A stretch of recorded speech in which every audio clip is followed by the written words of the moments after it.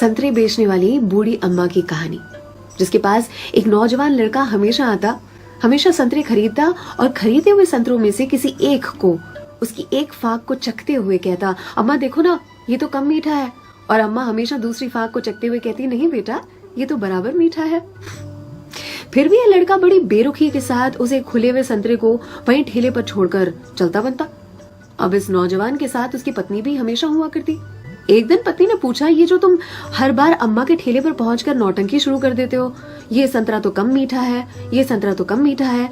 संतरे तो मैंने भी चखे हैं, बराबर होते हैं, लेकिन फिर इस नौटंकी के पीछे राज क्या है, चाहते क्या हो तुम? इस पर लड़के ने अपनी पत्नी को एक मीठी सी मुस्कान दी और कहा, मुझे भी पता है कि सारे के सारे संतरे बहुत ही मीठे होते हैं, लेकिन तुमने कभी अम्मा को देखा है?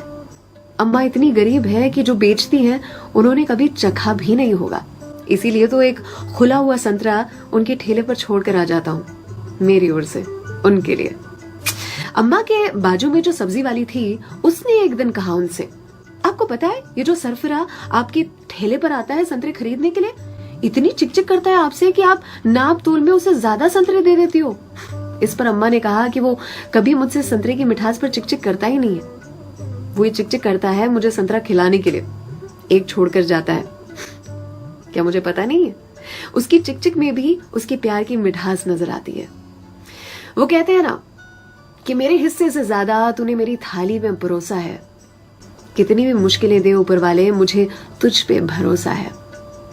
छीन कर खाने वाले का कभी पेट नहीं भरता और बांट कर खाने वाला कभी भूखा नहीं मरता।